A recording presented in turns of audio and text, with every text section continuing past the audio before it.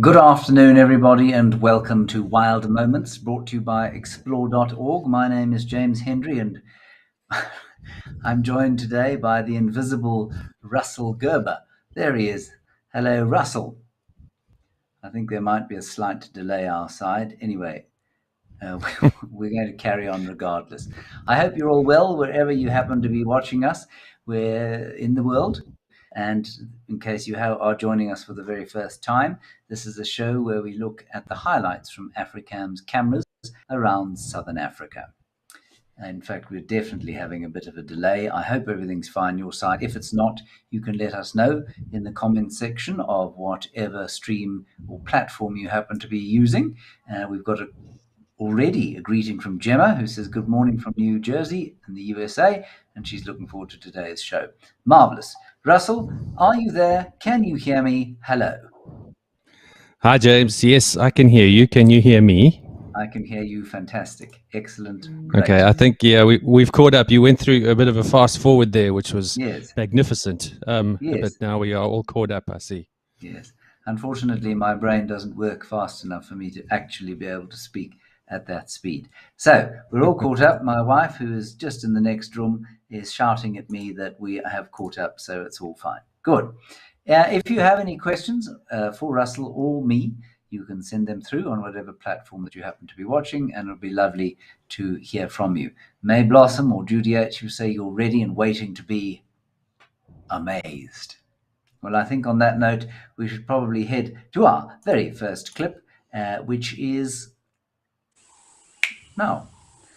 What we have here is an elephant at the Katmai camera in Baluli Game Reserve.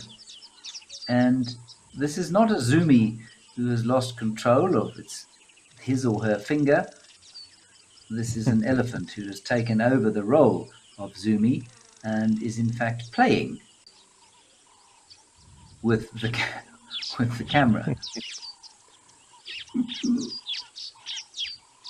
Take note of those. Another one of those stories like last week, James, where the animals just love playing, and it's impossible to say why, but just inquisitive, checking things out, and playing with something new, and getting some good old mucus on the camera lens for our ops team. There's nothing like a bit of snot on the lens. And as we were saying last week, these look like two young bulls, and I think that they are just having a little play with the camera. Can we just go back there? I want to show you something which I noticed. If you scroll forward slightly until we can see those rocks on the ground in front of the camera. You just keep going a little bit from there. We go. There they are. That's not a particularly beautiful picture. It's not supposed to be. But those rocks are placed there precisely for this reason, so that the elephants do not approach the camera and then play with it. As you can see, they are tremendously effective.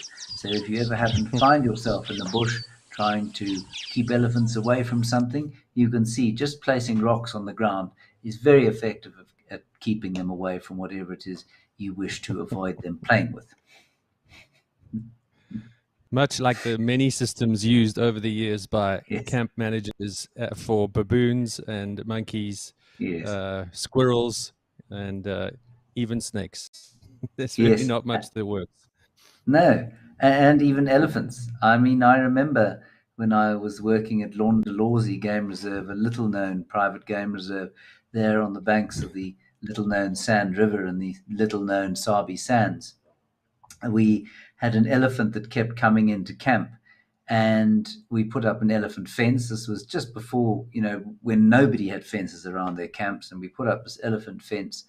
And it probably took him about 3 days to figure out that if he picked a stick and then beat the fence hard until it broke, he'd then be unaffected by it, and he'd come in. And then the herds figured out that if they walked along and the matriarch would come up to one of the sort of fence poles, and she'd just push it over enough for the rest of the herd to cross into the camp and then let it boing up again. It took them very little time. No, it's amazing how quick they figure it out. One of the funniest ones I saw as well with monkeys, not elephants that time, was of course everyone's tried it, but putting out a big old rubber snake on the bins to keep the monkeys away. And of Yes. course, for about 10 minutes, it works until one of the youngsters figures it out. And I'll never forget going out because the chefs were laughing in the kitchen and they called us to come and look. And the young monkey actually had the snake above his head, basically swinging it around, laughing at us as he galloped off into the bush. So nothing really works. If it's No. wild, it's good. Yeah, I think that's the attitude you have to take. I mean, and I remember also, again, and I know they still have this problem at Laundalawsy, where the baboons would just get into the rooms, and it did not matter what device you used to shut the rooms up, Yeah. what elaborate form of locking mechanism, unless it was a key that you took away, they figured it out in minutes, and they were in there at the crunchies or at the coffee, Absolutely. at the mini bar, and worst of all, of Face course, cream. leaving themselves everywhere. Yes, that is true. I don't know why they can't just keep it in at least until they get outside. Exactly. Yes. Hello, April Fowl.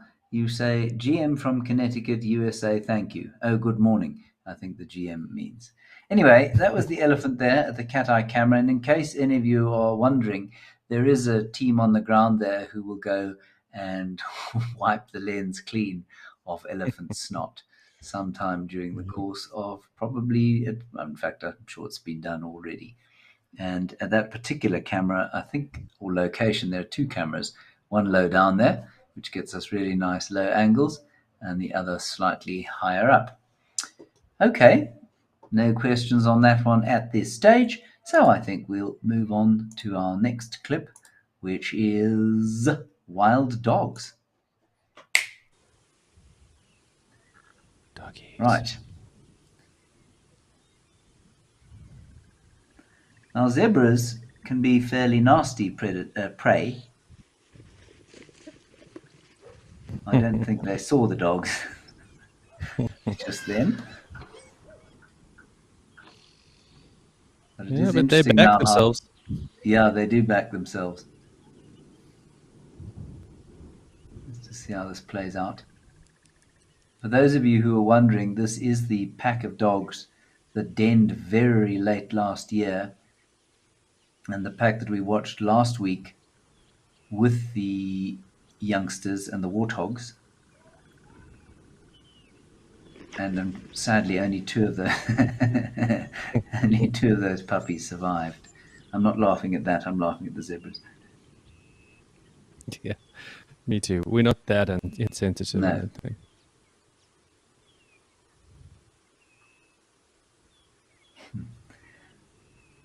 I mean, Russell, I don't know about you, but I've seen zebras mete out some fairly nasty trauma on each other and other animals.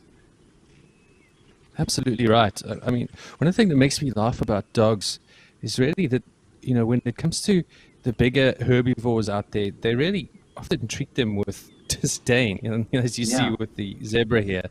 But let it be a small antelope, impala, duiker, that great clip from Mala Mala a couple of weeks ago with the clip on the edge of the rock. I mean, Yeah. everything is terrified of them, but you can see here, these zebra couldn't give a hoot. And as you say, James, I mean, really tough characters when it comes to keeping off predators. I've actually seen one give a good hiding to a big male leopard before by the watering hole.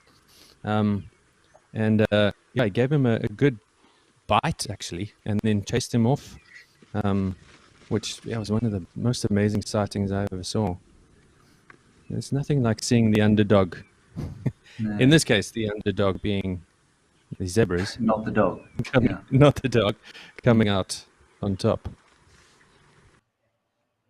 I know that I've read this more than once that, and I used to say this fairly frequently, that the for zookeepers around the world, and this is regardless of what you feel about zoos, etc., but they are, I think, zebras cause more damage to zookeepers than any other animal, more so than any of the predators, because they can be really, really nasty. And I've watched them, like you say, you've seen them actually bite a leopard. I've watched a stallion kill a foal. I've seen footage of a zebra killing a wildebeest that was making too much noise. And so they can be really vicious. And I think you take them on at your peril. And I think it's one of the reasons that, their main predators are big clans of hyenas and obviously lions. Yeah, agreed. I mean, amazingly tough. I mean, how many have you seen as well, James, out in the field that have got significant scars on their rump? You can Yeah, almost yeah. see the claw marks through the stripes Mm, from previous encounters with lions, and yeah, many of them get away. From yeah, those encounters. They're pretty incredible. Although on Africam, we've seen a few zebra taken down by the lions at Tau, I think. Um, but yeah, the zebra tougher than you would expect. yeah. I think they are tougher than we expect. And I mean, they're also, they maybe don't look so big, but I mean, sort of 320, 350 kilos of fairly solid muscle. And the mares and stallions are almost the same size. So I don't think there's no kind of easy way around them. And they're both equally as nasty as each other, equally strong. And yeah, I think take them on at your peril. And I don't think it's any surprise that the only thing other than hyenas and lions that get them would be sort of a very large male leopard taking a very young zebra, trying his luck Yeah, with it. And then yeah, for the exactly. wild, yeah, I think for the wild dogs, the biggest prey that they would take, I mean, they do take wildebeest from time to time, which of course are slightly smaller than zebra, but much less of a challenge. Yeah, I agree. Wildebeest. It always depends on the individual, and how they react. I think Mm, any predator that gets taken on, and the prey tends to stand its ground. I think you see some of these amazing encounters like this one. Um, I agree with you. I mean, I've never seen it happen, but if dogs were chasing down a herd of zebra and they did have them on the run, wouldn't surprise me if they took them yeah, down. They could, as you say, that's true. um, but they just don't very often, and I think Mm-mm. they know the potential danger of something Yeah, like a zebra. I think the yeah, biggest thing I've ever seen dogs take down was a kudu. Um, yeah, I think yes. and where was that? That was in I can't remember, somewhere in Botswana, I think. But Mm, yeah, that's the biggest I've ever seen, a kudu mm, female, and that was pretty incredible. yeah. A couple of questions, which is quite nice. Angel One says, "Do these dogs come in packs?" Yes, Angel One, your eyes were not deceiving you there. That wasn't one dog running very quickly from place to place. That was a pack of dogs, up to what, sort of 24, sometimes in the Kruger, sometimes even more, but down to a pack size of two or even one from time to time. But yes, ideally they would come in a pack. Biggest ones where, Russell? Probably Botswana. Yeah, I think so. Certainly, we're the biggest packs I've seen. I think one of that I remember the most was I did a chat on them not too long ago. It was the Golden Pack, they were called, Mm, up in northern Botswana around the Avango, and they were 26, if I'm not mistaken, and then later yes. on split up, which is often what happens to them. Yeah. But that, yeah, biggest groups I've seen is definitely. So that's very large. 26. Uh, Nosy, you say you still believe zebras are not the brightest light in the chandelier. I'm not so sure. I mean, I know their brains. A horse's brain, I think, is the size of a squash ball, maybe slightly larger, like a tennis ball, maybe. A really clever horse. And so, yeah, zebras don't have big brains, but I mean, I think this goes for all animals, in my opinion. They're as clever as they need to be. If they needed to be able to do calculus and advanced physics, then they would have evolved to do that. But, they don't have to do that. And so I think they're as clever as they need to be. Kruger, I'm going to throw this one at Russell. Has there been a significant decline in wild dog packs in Africa, or are they doing fairly well? That's from Kruger. Kruger, I'm sad to say, like so many species across the world, wild dog have had a pretty hard time in the last 50 years, even more so if you go back 100 years. And in most locations, they are indeed in decline. Number of reasons for that. The most typical being human wildlife conflict, which James and I have touched on a few chats in the past. They tend to have very large home ranges, often leaving reserves, and within private reserves and big national parks, generally they do quite well. They have other pressures in the wild, like lions and hyenas and leopards and all sorts of other animals that can and do take out individuals. They suffer from various diseases, canine diseases like distemper, rabies, parvo, all sorts of things that can take them out, especially a den living animal like that. So, yeah, they have a lot of challenges. And even though, considered one of the most successful hunters in Africa in terms of predators and the amount of times they take things down when they do go out on a hunt, you would think that would help provide for their pups and that they would then do really well. But all those various pressures have, and sadly, brought their numbers down significantly across the continent. And as it stands, I think, James, they're the second most endangered carnivore on the continent, for large carnivore on the continent. They are. And I mean, I always find that's, we have to say that because it's true, they're the second most endangered, with the most endangered, of course, being the Ethiopian wolf or simian jackal. But it's almost a fake comparison, because that the jackal or the Ethiopian wolf has always been very isolated to the Ethiopian highlands, has never been a continent, distributed throughout the continent, which of course the wild dog has. And so in many respects it is the rarest carnivore, because it should be one of the most widely distributed. And I think, in summary to what Russell said, the contact with humanity has brought about its demise. I think they would certainly suffer from low puppy survival rate in the wild anyway, but their contact with man has brought about this conflict, the increases in diseases. They don't see fences. They get through fences so easily. And so they're constantly having conflict with human beings. So sadly, I don't know, when you and I started guiding all those many years ago, I know that the Kruger had 450 dogs, they thought, left. Mm-hmm. And that went down to as low as 250. And I think they think it's around about 350 now.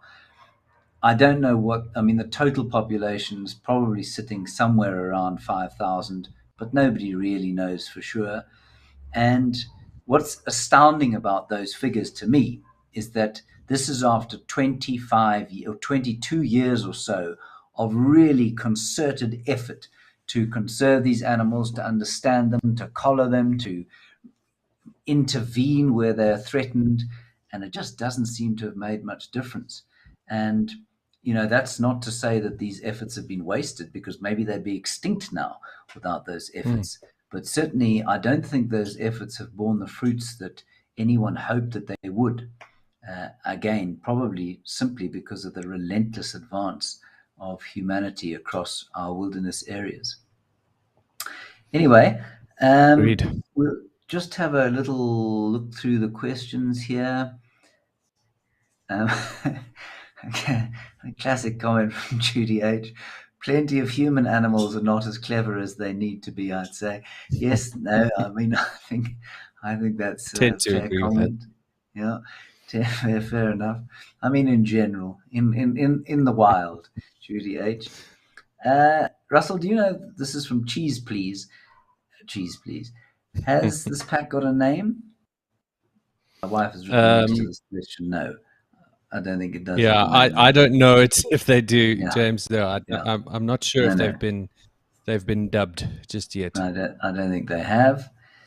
Karine, why do so many wild dog pups not make it to adulthood? Same reasons that we've mentioned here. They come into conflict with people. They get preyed upon by leopards and lions. Lions in a wild area are the major cause of wild dog deaths. Andy, the normal lifespan of a dog. This is what was that statistic, Russell? They say that something like 50% of the wild dogs in the Kruger are under 5 years old. Is that, I think it's Yeah, something like that. I've heard that around the same for Botswana, same Yeah, kind of story, as you yeah, say, from pretty intensive research in those areas, yeah, of various organizations, and yeah, most very young. I think the books say like 14, yeah, but jeepers, I think a dog would have to do very, very well to yeah, do 14 in the wild of yeah. Africa. I suspect you could probably get them to just over 10 in captivity, but I doubt, yeah, in the wild, like I say, 50% under the age of 5, which means that they're not probably making it much beyond 7 or so. Yeah. Wow. Okay, these wild dog questions are flying in. This is great. The potential carrying capacity for wild dogs in the Kruger. I'm not even going to hazard a guess at that. Russell, any idea? Whew. Joy.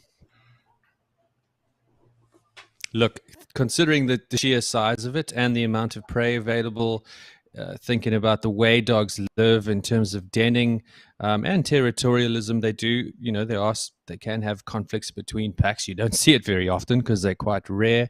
Cheapers, I don't know, probably around 1,500. That would be a Okay. very rough guess, I think.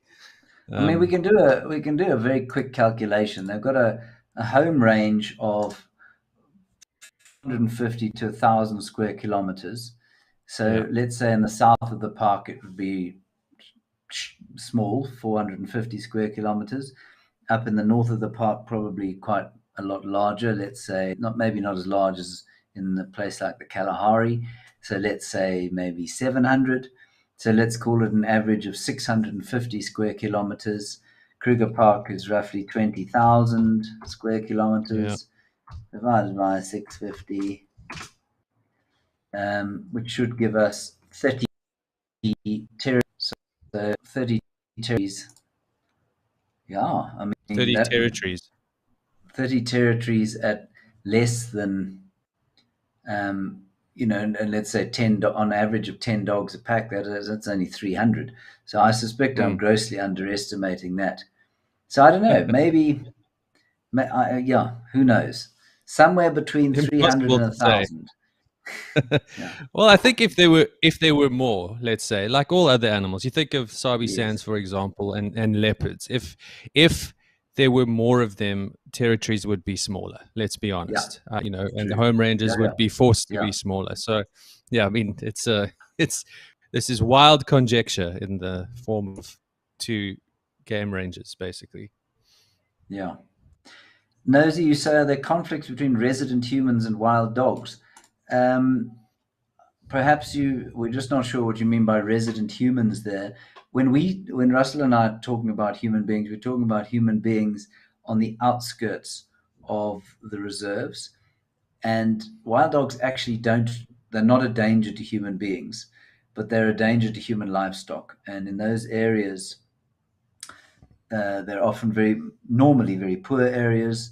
The domestic dogs are not inoculated for diseases, so they carry distemper, they carry rabies, and then the dogs get out of the fences, they kill livestock, which brings them into conflict with poor people who lives on the borders of the reserve. So that's what we mean by resident people, and not the lodges. They don't come into conflict with lodges, and they're not a danger to human beings on foot. As you know, we've both often seen them on foot, and I'm sure we've Yeah. have nothing but positive experiences to Mm. relate. No, agreed. Yeah. All right. Um, I think maybe we should move on to the next one. Just a quick comment from Jody. I stumbled upon this accidentally while showing my 4-year-old some cameras. This has been wonderful. He is very invested and wanted me to tell you both thank you for talking to us. Jody, we're very happy to talk to your 4-year-old. I hope that he understands us well. He's always very clever, and I hope that he continues his interest in wildlife and Africam live cameras. Agreed. Good. My 4-year-old runs away when I tell her I'm doing the show, so this is very exciting news for me. Right. Okay. I'll bear that in mind. Right. Let's go to the elephant herd at Rosie's Pan.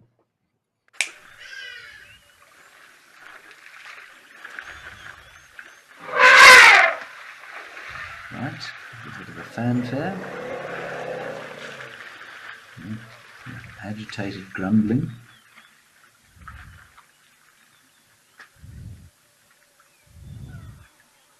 All right, so you can see those elephants on the right there are very clearly agitated by something. I suspect a lion or a hyena or a human being on foot. But notice here how they protect the youngsters. The adults moved to encircle the very small ones.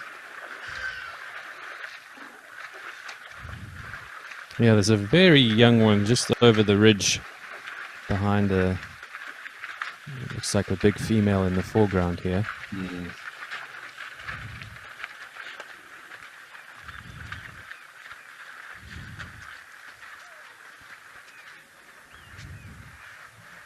I think elephants. There you go.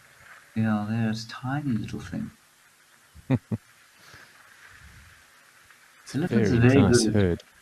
Yeah, lovely. Very good at choosing discretion as the better part of valor. Again, I can't see what they're afraid of, but something's got up their noses. It might also be another big elephant. It might be a big musk bull or something. Yeah, we chatted about that last week, how the big elephant bulls, especially musk bulls, really stress out the breeding herds. So it could easily be. I know that this was, I think, late afternoon, so it might well have been a game drive vehicle as well. Yes. It's very possible. I suppose in some respects, if it is a game drive vehicle, it's quite nice because it means that, these elephants are still pretty wild. I mean, it's very nice going to a place where the elephants don't react to the game drive vehicle at all. But in some respects, it's quite nice when they do. This is just from a slightly different angle. Same herd, still gathered around the youngsters. You can see all the bigger ones have put the little ones in the middle.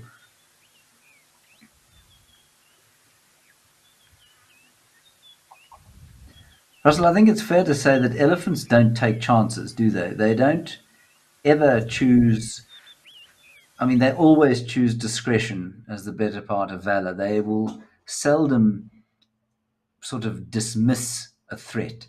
They'll always almost take the most panicked route and get out of there, or adopt a protective stance immediately.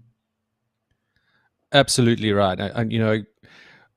When I was first training to become a guide, one of the things you remember, James, we had to do was, of course, walk in the bush on your own for I think it was 10 days or something ludicrous like that, much to the despair of my mother at the time. But I remember that coming across elephants on foot, was when you're on your own like that. And the one day I walked into an area where there were quite a few elephants, and it was windy. It was windy as hell and swirling all over the show. There was a bunch of in that area, a lot of real fan palms, and they make the sound when the leaves hit each other like a branch cracking. So I was jumping out of my boots every 10 meters or so as I was walking, and walked around a corner and came across these two elephant bulls, young bulls. They were just standing in the road, and they didn't even see me because they were facing the other way, couldn't hear me because of the wind, and turned around and wasn't far, probably 10 meters from them. And of course, they got the fright of their life, not as much as me. And their immediate reaction was to run away, which, like you say, not what you would expect from, the largest mammal. And, so often people talk about negative encounters with elephants, particularly around the Kruger Park areas where, people can get in on their own in vehicles, perhaps don't understand those cues from the animals. But that first real encounter on foot like that for me made me think about exactly what you said. They always tend to err on the side of caution and will avoid a conflict if they can. Obviously, this is the wild. We've seen the opposite as well. But most of the time, I find elephants tend to move off rather than react aggressively. Yeah. All right, we're going to just quickly squeeze in our last clip. This comes from Nkoro in the Sabi Sands.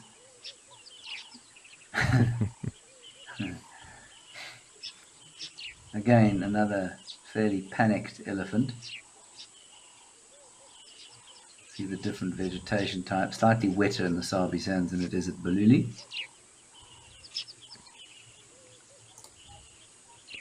Yeah, things still looking really green and gorgeous in the south. And thick. Yeah. Now, I think we do see in this particular case what this young bull again. Oh, here we go. Shame. Yes. What looks like the world's most gormless animal. Oh, this is wonderful. Almost always you'll see animals run away from elephants. Look at that gormless wildebeest.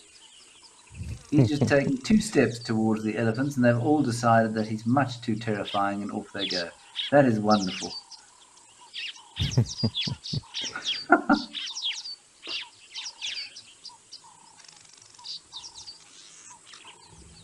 That's very impressive. Like you say, you never really see it go that way at the waterhole, especially for a small little antelope like that. Look at him. You go, big man. You go. You go, yes. Oh, that's wonderful.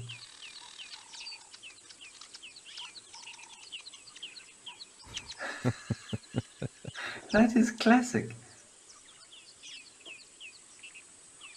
Now, before this clip, I honestly, I've never really seen that before. No. I've never seen a wildebeest stand up to an elephant like that. That was really awesome. Absolutely astounding. I think also, again, we may never have seen it because the vehicle and being around a wildebeest like that would make it move off. Whereas without the human presence there, maybe that's a more natural reaction from a wildebeest. Absolutely astounding. To a young elephant, stuff. We're just going to quickly take a few more questions and then we'll go home. Well, we are at home, really. Lloyd Straden, we say, James, you're still working in the Kruger. Sadly, no, I'm not in the Kruger. I'm in Johannesburg and Russell is in the Cape. We both do private safari guiding. If you'd like to come on safari with us, you can book some safaris with us. We like to get out into the bush as frequently as possible, especially as winter starts to hit. Russell will drown in the rain and I will freeze in the cold up here in Johannesburg. True story. Stephanie, you say we're spoiled to have you both here. Thank you. Well, at once. Well, we're very grateful to be here with you, Stephanie. Thank you. And Teresa B, we're going to finish off with your comment. You say baby elephants are just the cutest things. They are the cutest things next to lion cubs. That's just my opinion. All right, everyone, that's going to be it from us. Please join us next week for more Wild Moments brought to you by explore.org. Until then, stay safe and happy wherever you happen to be on planet Earth.